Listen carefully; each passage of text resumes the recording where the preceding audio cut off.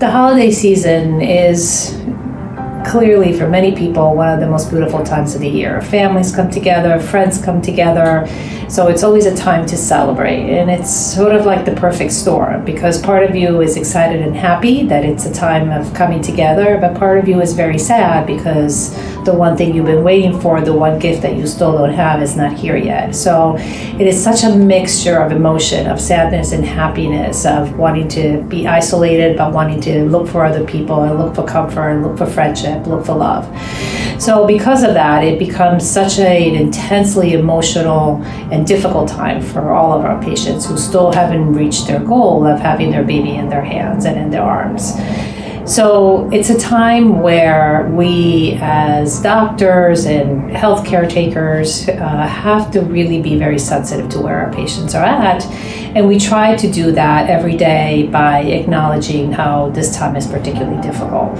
So it is a time where you really want to try and take care of yourself. It's a time to be selfish. It's one thing that women often don't do. It's a time to really look for things to make you feel better. So while you can be happy and celebrate with your family all the good things that are in your life, it's also a time where you do things that make you feel better.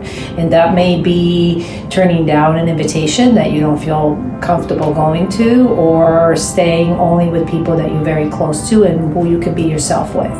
There truly isn't a right or wrong. It's more what feels right to you and your partner, if there's a partner in your life. So that can mean going to a celebration if you want to.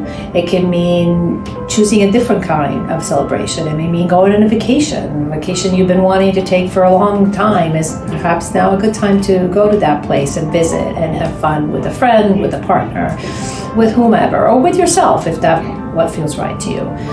It may be a time to only surround yourself with the people that you're closest to whom you can say, I don't really feel like celebrating. Or it may be a time to do things in bigger groups where you feel like you cannot think about or don't need to think about the things that are particularly difficult or painful for you at this very moment. It could be a time to think about the things that are good in your life and not think about the things that are still missing.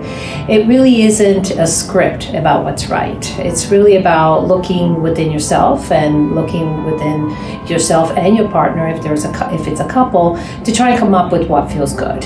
And also, if you make plans and you feel like on a Monday that's what you want to do, and then on a Wednesday it turns out you don't want to, then you have to go with that too. So it's about also being kind and compassionate with yourself, because we're always very good at being kind to others, but not always as good at being kind to ourselves and sometimes to our partners. So it's really about what gets you through it. And looking back on all the patients that we've had who have talked about how difficult the holidays were, the one thing that they've always told me is what got them through it is realizing that whatever they felt was okay. Whatever emotion they experience, it's the emotion that they experience. So really being patient and tolerant to wherever you are emotionally is probably the most important thing. So be kind to yourself. Happy holidays.